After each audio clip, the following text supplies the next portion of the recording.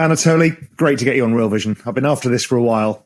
I'm going to give a bit of your background, your crypto journey, and how the hell you decided to come up with the whole idea and the basis of Solana. I know you probably told us a few times, but there's a lot of people who watch this. Yeah, for sure.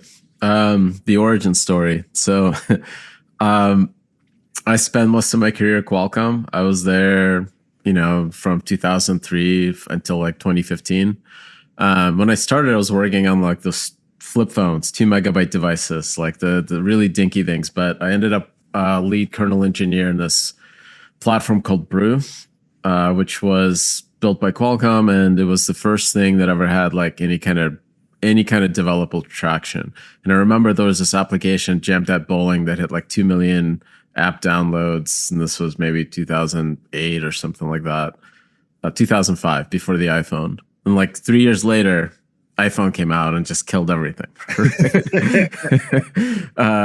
So I was there, like, I think in the most exciting part of the mobile industry. And 2017 rolled around, and I saw that fees on Bitcoin were really like going to like $60-$70 per transaction. So Bitcoin conferences stopped taking Bitcoin to buy tickets, which is kind of funny. But why did you care about Bitcoin at this point? I heard about it as an engineer, like in the early days. I tried mining it a bit with CPUs, thought about like building my own like GPU mining and stuff. But as soon as I would kind of get interested in like building something for it, somebody else would have already came out with it. There was an ASIC project that promised to ship people dedicated ASICs, but they kept them for themselves for like 6 months and mined all the advantage with them, and then they shipped them. That was like, I thought that was like a very pure crypto experience. You can't get better than that. Rug pulled by them. Yeah, in the early days, basically.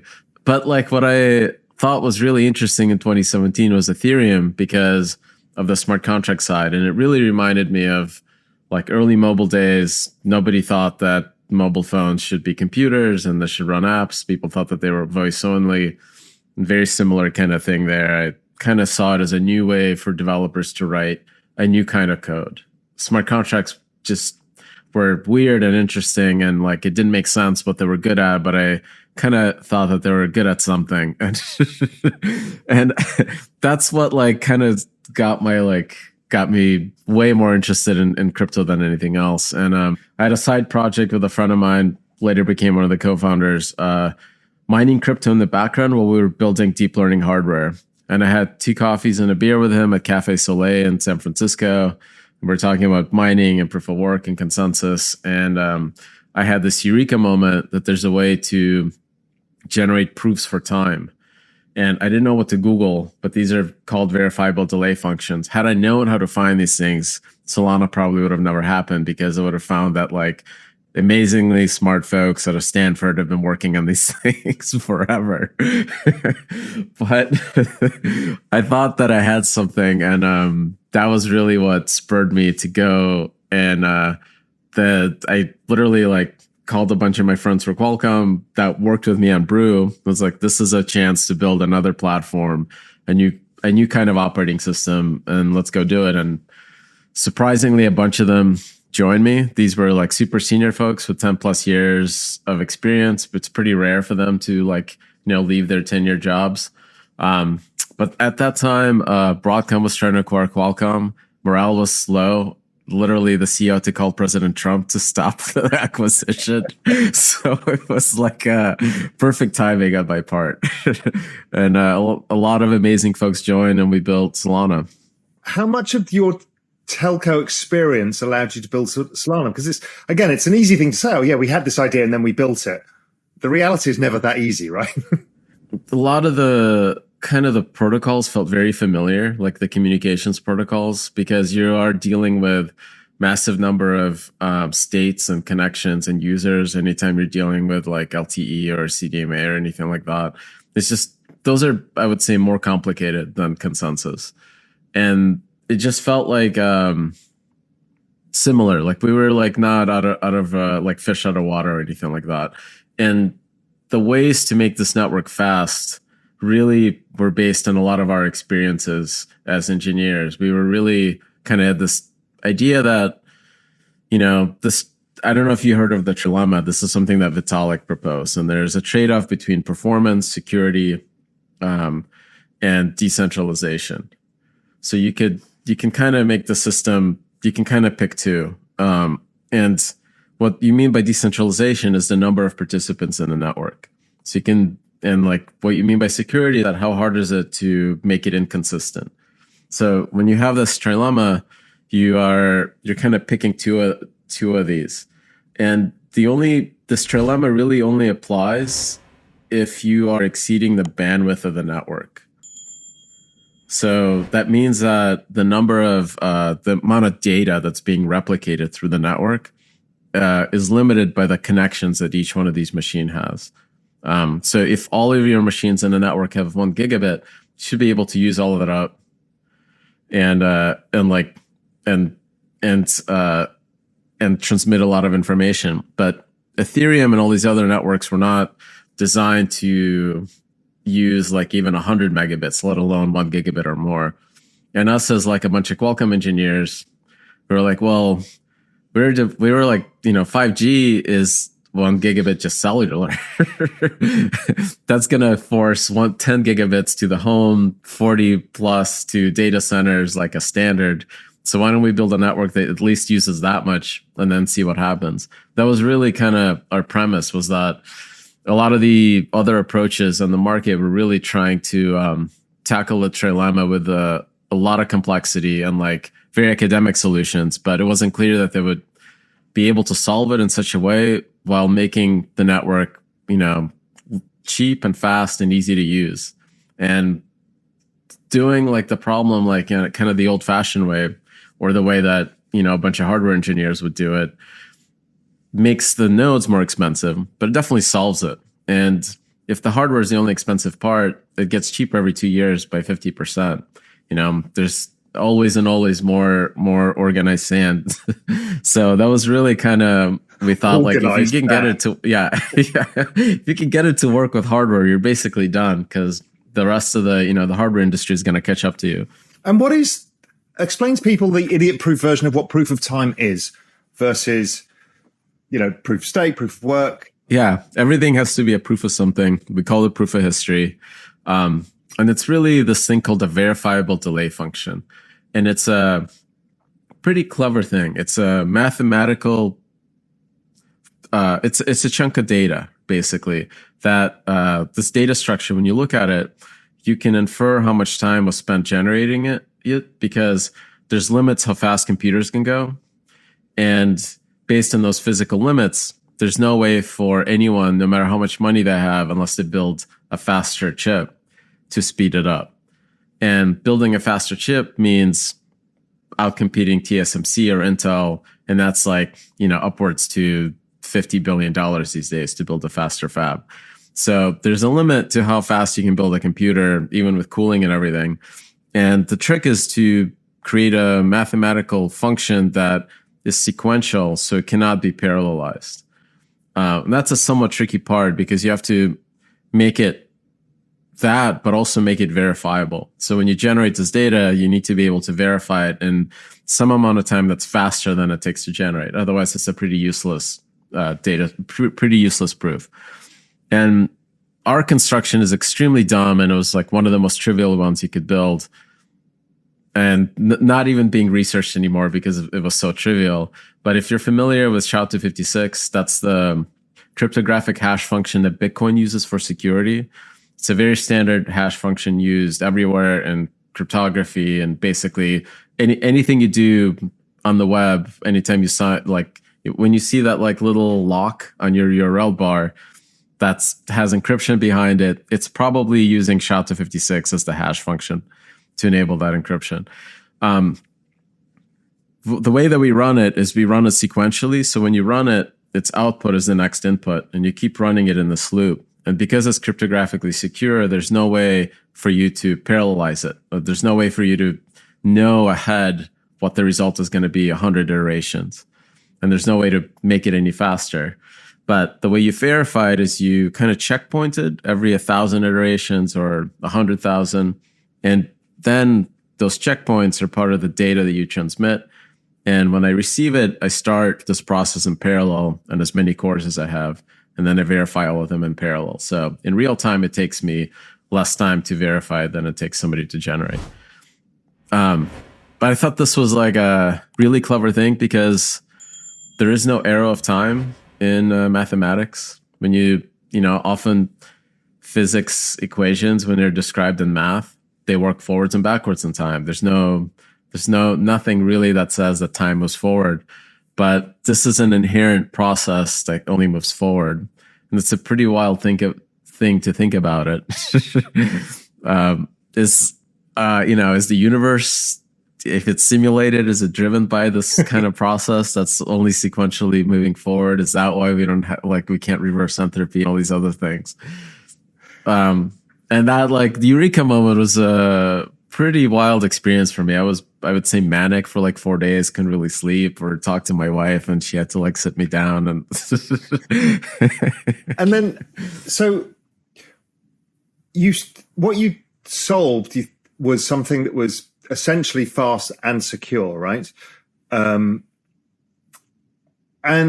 how fast did you think it was going to be? And we'll talk a bit about where it is now, but what kind of TPS, what were you thinking it was going to be there? And what was that compared to anything else at the time as well? Because that's important.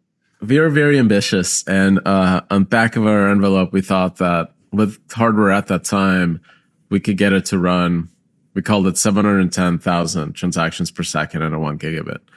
And we got to about 1/10 of that, which is still really, really good. And how's that compared to ETH, for example, just so people can frame that? Ethereum can do about 20 to 30 transactions per second right now. And Bitcoin's about 7-ish. And there's modern networks that do hundreds. When you look at Solana as it's running today, its normal load is about 500 to 600 transactions per second. That's just what it does just from applications. But the capacity, as we can measure it, really depends on the hardware that's deployed and what connections it's running at. We have a testnet that's even bigger than their mainnet with the same kind of hardware, similar hardware, I would say, and similar operators running it. And there we can try to spam it and try to knock it down. And we've seen tests there perform over 15,000 TPS. Wow. Let's talk a little bit about the issues that the chain has had as well before we start moving into the future a bit more, because it's always stuff that comes up with Solana. There's been a few times the chain's had to be halted. Talk through that process. What's going on and how are you guys thinking about that? This is our biggest challenge, which is maybe the one that I like to have, because it's all these challenges are coming because we have users, and the chain is on a daily basis. When you look at it in normal transactions from applications from users, just from people using the network, when you look at those about 30 million transactions per day. Peak day was 65 million. That's more than all the other chains combined. Binance Smart Chain is 1/10 of that. I think Ethereum is 1/30th. And because of this load, we kind of see things that we didn't expect. And we were a bit, I think, short-sighted in the kinds of attacks people would throw at the network. And what we started seeing are bots that are designed to snipe mints, like NFT mints. This is all because of NFTs. There's some auction for some NFT, and people want those NFTs so much that they figure out how to create these bot armies that generate 100 gigabits in one. That's 10 to, I think some people have seen 10 million packets per second being submitted to a validator. Wow. And if there's a bug in any one of these validators where memory grows, really, really quickly, or something that we didn't do well for that load, that validator could shut down, right? Could break, could run out of memory for whatever reason. And if a third of them do that, then the network is basically stalled until some manual intervention brings it back up. So that has happened a couple times. And not only that, there's also been congestion events where there's enough spam, but it's not enough spam to knock it over, but it's preventing users from using it. So that's been, I guess, our curse, but it's because we did, like, the network is so cheap and fast that there's enough users and applications that is driving that. And it's one of the really most frustrating problems, because the release process for these networks, that's the closest thing I've seen in software to how a chip is built. Once a chip is out, if there's a bug in it, you're kind of screwed, right? You've taped out the wrong thing. It's hundreds of millions of dollars to fix those bugs. So once there is a release, like 1.9 was plagued by these. We had 1.10 baking on testnet. We're verifying it. We're getting it through audits. And we knew that it was going to address some of these fixes. But that time to do it right and make this release is like 10 weeks, right? So for those 10 weeks, it just sucked. Like you as like us as engineers, we're like, no, we can, like, stuff is going to get fixed. And it's hard to predict how well the fixes are going to, like, have impact on the problems you're seeing. But luckily 1.10 shipped and a bunch of these issues have been solved. And there's a bunch of technologies that are being enabled to, I think, really address a lot of the reliability problems, to the point that I think we can stop calling it mainnet beta and just call it mainnet. Yeah, and I think, I've always taken the view of it. It's really interesting because I don't ever look at anything in its current state, particularly in this world, because to do that is ridiculous, because, the pace of accelerated change and improvements and iterations is so fast that you have to say, is this likely to be resolved or not resolved? There may be other problems and other issues that come. That's fine, right? And that's how I look. I've always looked at it, and I saw this happening, and I thought, I find that a positive signal, because it's not, because what it means is we see issues, you can get them solved and work on them. Now, whether the fix comes out in a month or a year, it depends what it is. But yeah, hopefully not a year. Crypto don't like it because the Bitcoin world doesn't work that way, or at least hasn't for a long time. Yeah, Bitcoin has different issues. It's designed, to be extremely resilient. And some things that are normal for Bitcoin, like when a bunch of Chinese hash power shut down, there were times where there are 2 hours between blocks on Bitcoin, and that's totally fine. If there's 2 hours between blocks on Solana, the network's dead, because it's designed to make a block every 400 milliseconds. So, like, pager duty is going off. People are trying to figure out why. Like, how is this possible, right? So you kind of have, once you make a faster network, the failure case is different than one on something like Bitcoin or Ethereum, right? Even though in both cases, the data is never lost. You never threaten the state. Like, the actual thing that the network is securing is this copy of the ledger that's replicated. On Solana, it's close to, about 4,000 times, and Bitcoin's about 12,000 times, and Ethereum's like 6,000 times. That's the security of the network. That's what you're trying to protect. As long as that state is replicated, and at least one of those copies survives and is able to tell the world, no, look, here's the valid copy. I have all this cryptographic signatures to prove it.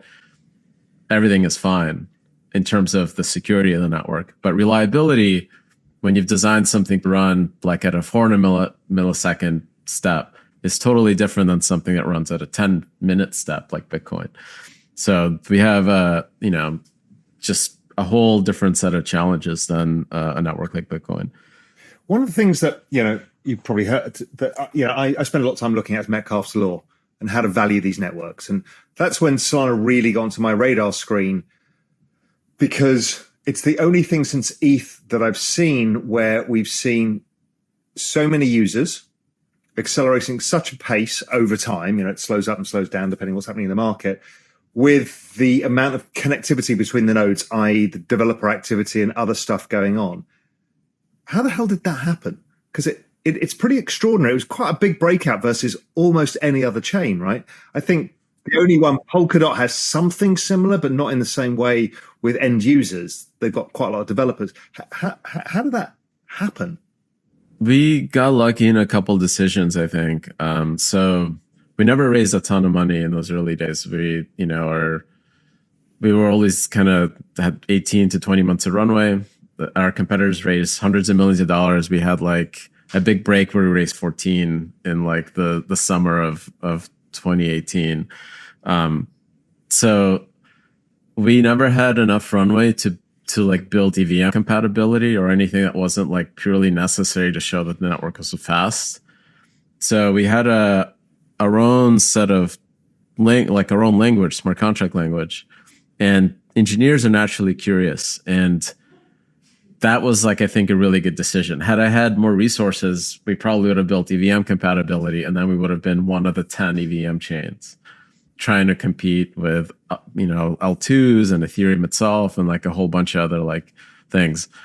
The other thing that we made the right decision was that when we were launching, we launched March 16th. Like we announced our auction, I think March 9th or March 10th or something like that. The network went live. 3 days later was the double black swan. Everything in the market crashed. Bitcoin dropped and the S&P 500 dropped by 70%. This was 2020 March.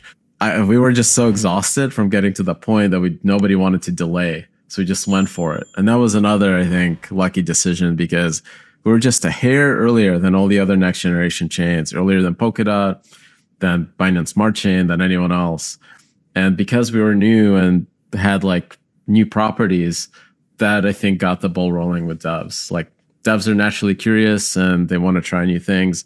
You give them new tools, they'll go start messing around. And just being, I think, these are like decisions that are really hard to predict will have that much of an impact. But looking back at it, that I think those two things like played a really outsized role. The other thing that had an outsized role that you probably weren't expecting was NFTs. Yeah.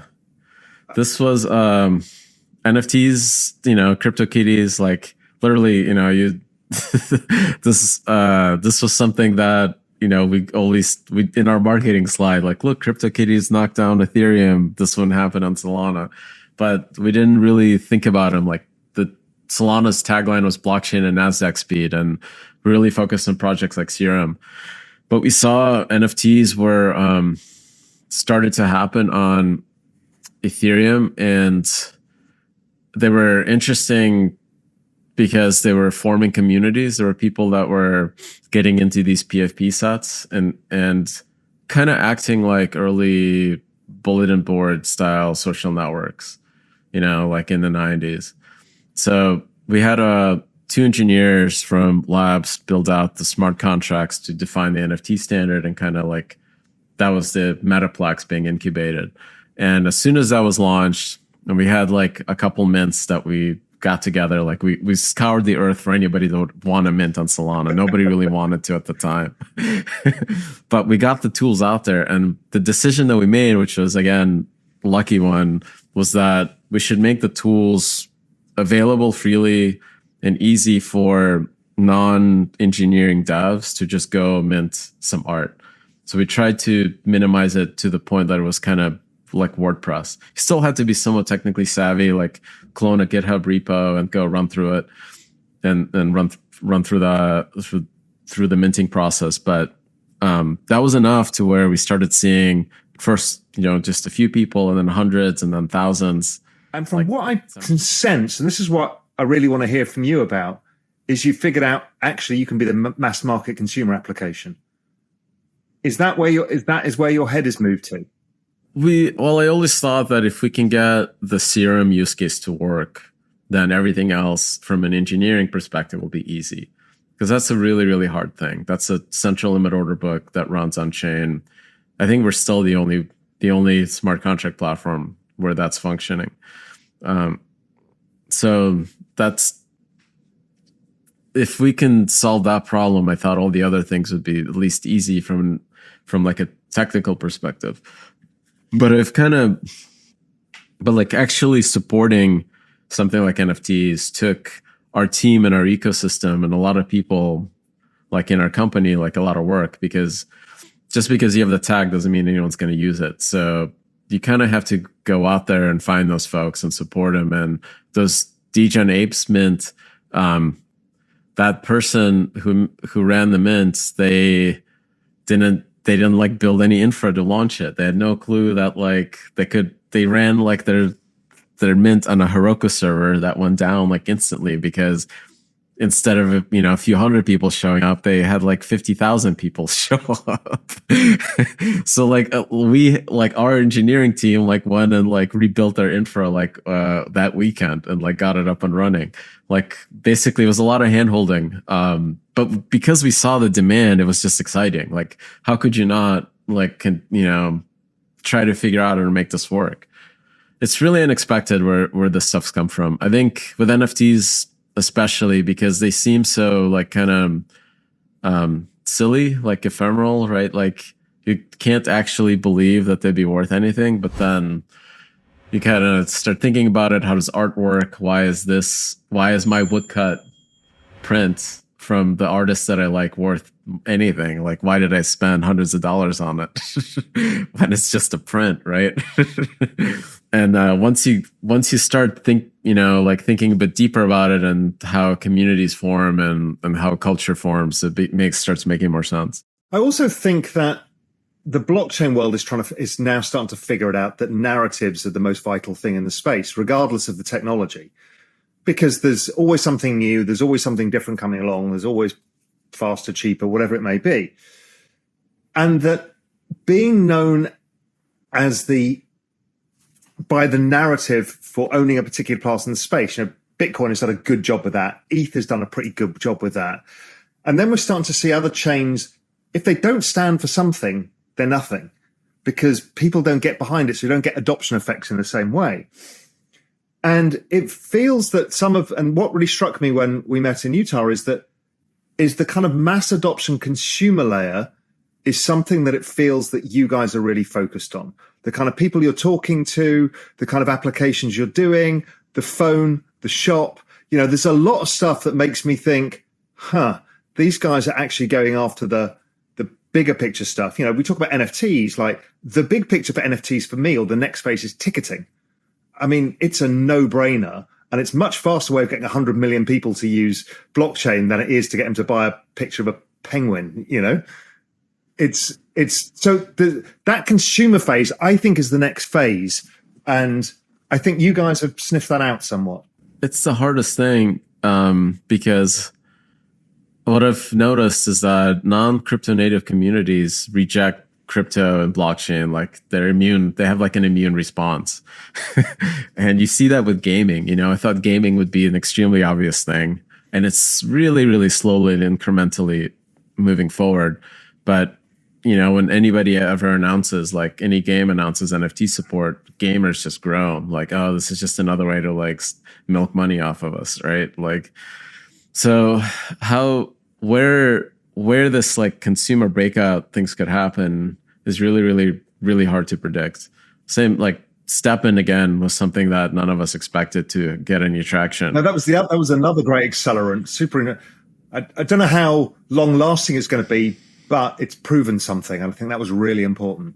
Like, I think people have to start thinking about how I build something useful like that the end user really enjoys. Maybe it's running, maybe it's playing the game, and the entertainment value of it is worth the cost of whatever they're spending in that game. That's the key part, is that like you have to, even if there's a component where there's NFTs and digital ownership and free markets, that the end user is fine with all of that going to zero because they're effectively buying like a ticket to a show, right? Or whatever, right? Like, and maybe the outcomes that they're like receiving are more entertainment or health or whatever, like their actual real value delivered to people and less on markets, like and in a retirement or whatever, or like an investment, like especially like something like a game, you know, like does it make sense for some games to have like token driven economies? Like you can have like a first person shooter with guns that are NFTs and bullets that are the token. And me as a user, I shouldn't be thinking about like, these are my retirement bullets. This is my investment in bullets, right? But me as somebody that played a bunch of games, I was a lot more involved in RuneScape because it had a free market and you could kind of buy and sell things. And there was a bit of my brain was way more engaged and it was a lot more entertaining. But never when I played it that I think, okay, this is gonna be my like portfolio of resources like wood and like whatever, like gold and stuff like that, RuneScape gold. So there's like ways to, I think, make crypto an entertaining or useful part of something, but I think there's a lot of ways where it just fails completely, and that's where I think developers and people working on the stuff have to be really careful. And again, like a lot of communities that are not crypto native will reject it outright. So I want to see this like figure out how to get us from 10 million people that sign transactions globally. Like this is probably including Solana, MetaMask, all the chains. How many people actually go click sign on any of these wallets? It's probably 10 million globally. How do we get that to 100 million? It's a really, really hard problem. And we're throwing darts at a board. Hopefully some of those will stick. I'm seeing a lot of people coming from outside of the main space who are solving some really interesting wallet stuff. So people shouldn't care what chain a token is on, an NFT is on. They shouldn't even know. They should be able to transfer it easily, sign it easily, store it easily. Maybe.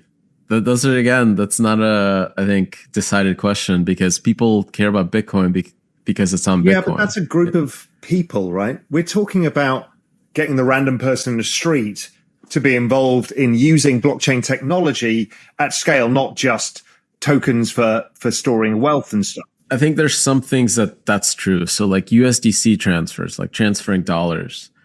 I think most people shouldn't care about blockchain. If it's USDC is natively supporting it, it shouldn't really matter to them which one they're using. They should probably use the cheapest, fastest one, Solana. But that's because the dollars are basically held by USDC, and you're using a representation of it that's kind of trusted. But folks that are like true believers of Bitcoin believe that it's gold, like digital gold, for a certain reason, and you can't kind of move it. Like you can't take that concept and move it somewhere else. And similarly, if you truly believe in digital ownership, something has to guarantee it, and that is the chain, right? Yeah, sorry, what I'm not suggesting is that. I'm suggesting the wallet should be indifferent. So I can have my Solana NFTs and my ETH NFTs, and it's a seamless experience without multiple wallets. 100%. That I think we're still ways away, but that should be, like when I started Solana, my initial like somebody worked at mobile. It's like, why isn't signing just natively supported? I literally worked on secure elements and trust zone at Qualcomm. Like I know the team that built this thing. Like why don't they do these cryptographic signatures on your device and give you a trusted display that cannot be spoofed by any application, and like really guarantee that no one can ever steal your seed phrase or mess with that signing process? It just seemed so obvious and so easy for me, but we didn't have the resources, or I think the kind of the right team to do it until 6 months ago when we met. Awesome. Another area that I think is coming, I'd love to hear your thoughts, for mass adoption is music and that whole industry.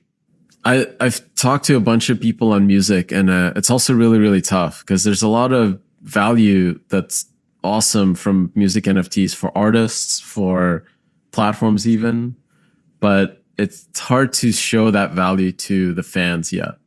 And this has been like, I think the biggest challenge. Like I think what potentially NFTs could enable is this idea that artists can self-publish, set their own royalties.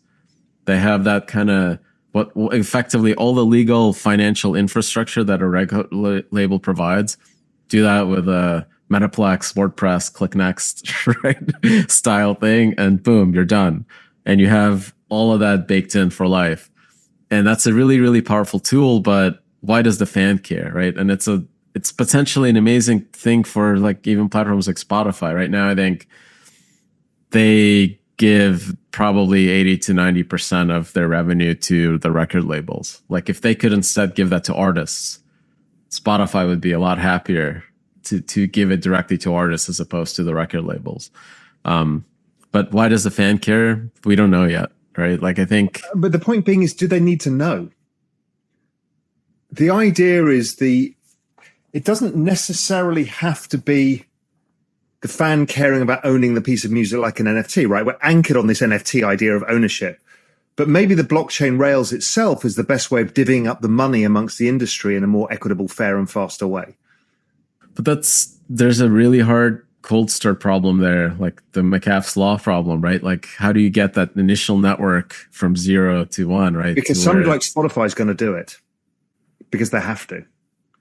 It's like the reason people like Meta are working on Web3 is they know they have to. Because game theory would suggest that the pie's too big for them not to be attacked. It's the same for Spotify. I would hope so. So I hope things like that like really transform art, like how artists make money. Like we already see just for digital art, it's been like life-changing for a lot of these folks. There's a girl from high school that made a beluga whale NFT collection that sold for $1.4 million, and bunch of that money went to the conservation of beluga whales. I think that was their biggest check that nonprofit ever got. But that changed her life, right? Now she's probably going to be an artist, right? And like she knows how this stuff works. I think the long tail of artists on crypto actually do pretty well. There's a lot of NFT mints that are not the $1 million mints that you hear about, but a lot of them do $20,000-$30,000, and that's massive. A lot of money, yeah. For artists that are especially like doing this part time, right, just for fun. That's life changing. What's the idea behind hardware and the phone? Because obviously people think you're crazy doing that. Yeah. So probably if I didn't spend a career at Qualcomm, this wouldn't happen. Half of the Solana team wasn't ex-Qualcomm folks. This would have never happened. And if I had not met Jason, who is the founder of Awesome Privacy, which is the company that the OEM that's building the phone, this would have never happened either. And he was the architect of the iPad Pro. So he's an awesome hardware engineer, can build just magical things. He like works on crazy things like James Cameron's submarine door, the thing that withstood the Mariana Trench pressure. So he worked on that, did special projects for like Johnny Eve and stuff. He built this company to build an amazing phone. And when I met him, I just kind of mind melded with him that privacy and Web3 just are super intricately related. No Web3 developer takes a username and password. They don't want to know who you are. They want to know is like, how do you connect your wallet, right? And what they care about is you're signing securely. Like, is your setup correct? And like, they want to know less about the human and more about giving a great experience. Like, and that's actually privacy first, and there's no Web3 business model that depends on stealing people's data and shoving them ads. So it's just kind of inherently transforms how things are monetized on the web. And for privacy to really take hold, you need to have a business model that depends on it, right? Otherwise, it's going to be like the privacy that Google and Apple sell you. Right? So I think it just kind of makes sense that if we get to an age where there are 100 million people that are actively signing things in crypto, I think that it has to be on mobile because that's the device that most people use. And it has to be secure. And all the hardware to make it secure and easy is already there. Secure elements have been in devices since biometrics. So have been trust zone execution. Like when you do Face ID or fingerprint scan, it's using the same exact pieces of hardware. So all we're doing is, we don't have a 30-person team working on this phone. Awesome, the OEM does. We have about 5 folks working on the software layer changes that we need to make. And it's adding BIP39, which is, most folks that have used ledgers, remember entering those passwords. It's basically the kind of style password, seed creation and recovery that's going directly to the hardware. Wallet connector. So when a Web3 app loads, You don't have, it doesn't ask you which of these 50 wallets you support. And then another one asks you which of these different 50 wallets do you support. It just automatically happens because it knows the operating system has your seed.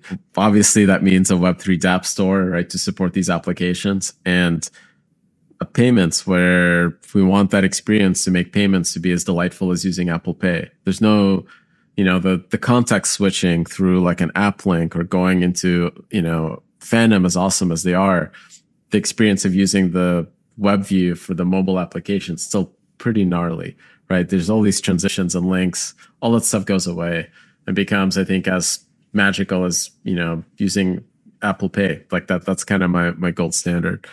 And I think we can do a victory lap if there's an application that's built for this device that is so good that somebody goes and acquires a device. It means that crypto is some real world use case that people value, right? And they value the UX for it. And that would be awesome. I think that would be like an early sign that we are heading to a world where there's, billions of people using crypto on a day-to-day. So it doesn't sound like you have high expectations for the phone. You want to put it out there, see what happens, and not in terms of the quality of the phone, but in terms of the sales and the adoption of the phone. I worked on Amazon Fire and the Windows Phone and a whole bunch of other ones. All those things failed. So you're the kiss of death is what you're telling me. Their target was they needed to sell millions of devices a year, like out of the gate. We actually don't. This is the cool thing, is that if we hit to like 25, 50,000 sales, that's a better distribution channel for Web3 devs to have direct access to active Web3 users on mobile without any restrictions, without 30% fees and NFT sales, right? That's a better distribution channel than going through the big app stores and jumping through all these hoops. So when you give it out, why don't you give it out for free? Why don't you try and scale it? Free is the worst price, right? Like I think I get it, but something that scales fast. It is priced. It's a high-end device. Typically, this device with these specs would cost $1,400 from Samsung. It's $1,000. And as soon as we get this thing out to market and it works and all the software, like all the bugs are out, I think we want to do a low-end device that is as close to the cheapest price that we can make, and then scale it out. And there's potentially, because you're right. If you've got enough people on it, it's a bit of a chicken and egg. But if you get enough people, then it becomes, as you said, a very good place to build an app. Exactly. But like our goal is not to go to general consumer yet, because crypto's not there yet. It's to build an awesome device for crypto folks and then build an awesome application store for devs, right? And when that kind of network effects, like those, that wheel starts flowing and we see really good applications that are mobile first drive adoption, I think this is really the moment to go consumer, right? That's when we buy the Super Bowl ad or whatever. So what gets you personally excited? What do you think that's coming in this space?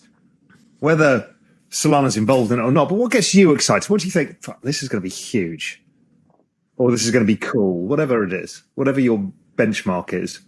I was really really taken aback how quickly capital can form and how quickly users can coordinate that capital. Constitution DAO was amazing. Yeah, exactly.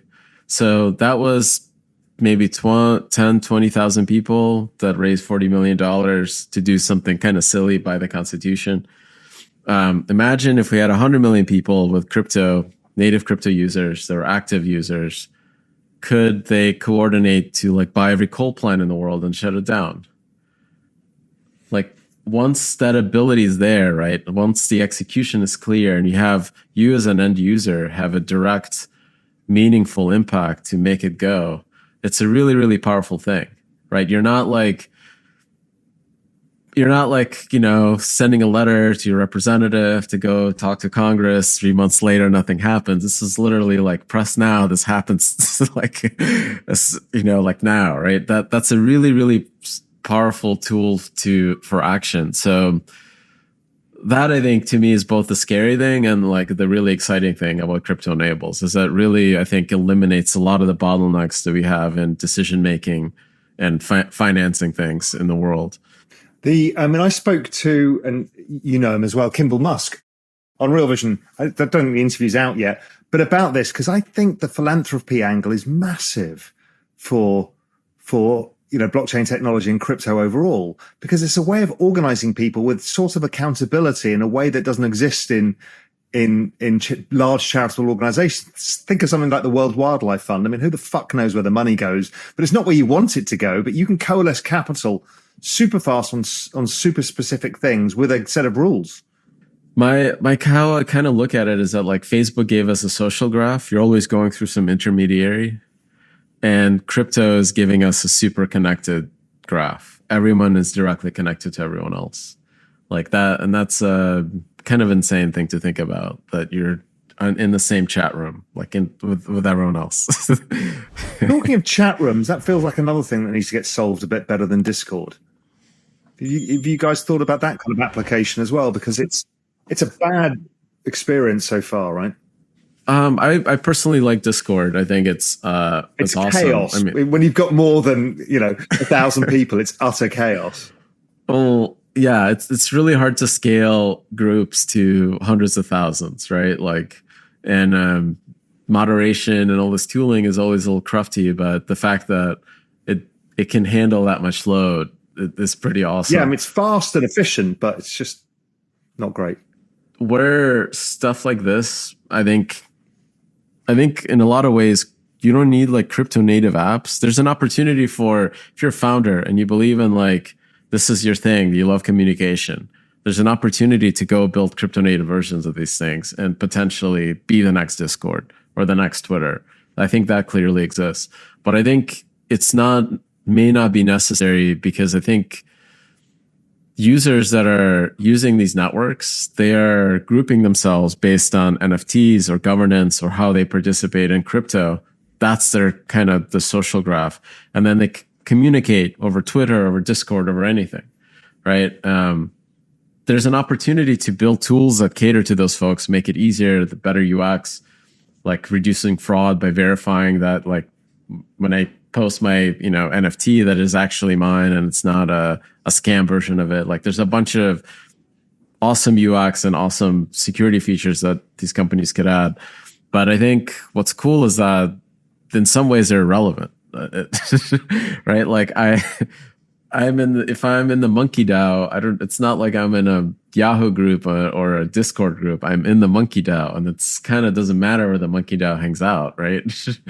No, that's right. And I love to see the fact that community doesn't take place in one place anymore. It just takes place all over the place. Yeah. And, I think we need to make that experience a bit better at some point, tying together what's being talked about on Twitter and what's being talked about in your Discord group, and what's being talked about in your Telegram group or whatever. If you can put that somewhere to keep on top of the shit without having 15 apps open, would be nice.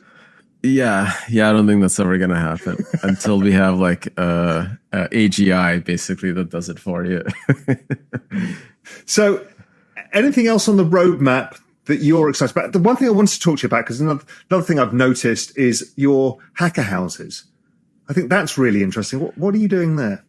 So this was after Breakpoint. Breakpoint was our first conference. It was the first conference after we've all been locked down on COVID and had this kind of amazing year. And the energy that everyone felt when we got to Breakpoint was just like insane. I didn't expect that many people to show up, and the people that showed up were just awesome. And a bunch of the devs, they started a hacker house where they were building applications, there were prizes and stuff.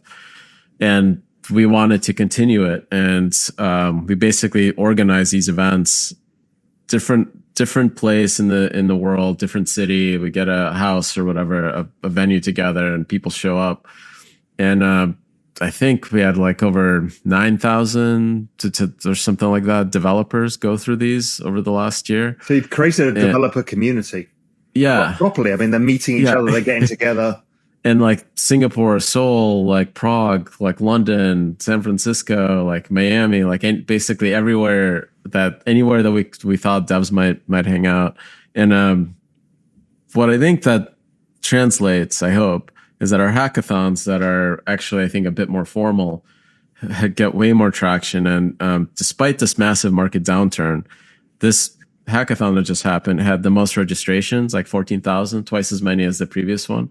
And more teams submitted a project, 700 teams. The previous record was 550. So despite like all the markets, being in the shitter, devs are still interested in like getting into crypto, starting companies. And that's been awesome. The biggest kind of thing that I know, that the reason why I know it's real is because when you look at funding, the blog published like Solana funding stats, and you look at the amount of funding that's happening like month over month or quarter over quarter, it's still rising. It's been over $1 billion in funding to teams.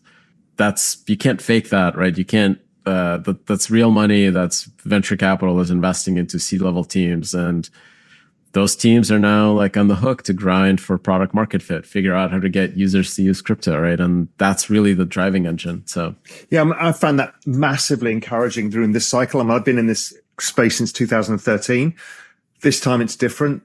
There's so many people building. I think the VC cycle came at the right point. So everybody's got capital and they're all working. Everyone's busy working now, as opposed to feeling miserable and shitty about what the market's doing. So do I think that has been a really different thing. We've lost less participants to the network over this period of time. Sure, they've become less active, but we've lost less participants, which again shows something.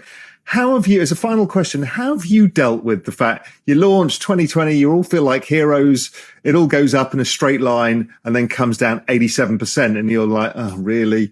How do you deal with the psychology of that? Because it's, Well, for us, it's at least not the first rodeo. Like we literally joined, started building Solana, the company, at the tail end of the last bull market, and just saw ETH drop 70% in front of me, and like while we were trying to raise money.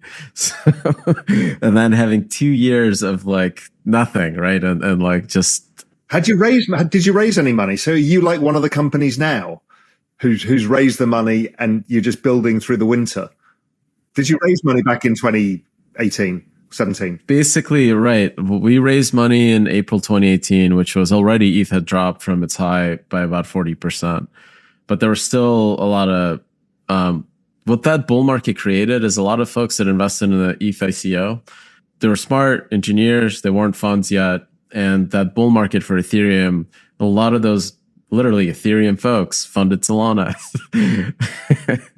Despite what many people think, it wasn't like some shadowy cabal of venture capital. It was a bunch of like engineers who thought that what we were building was kind of crazy and kind of cool.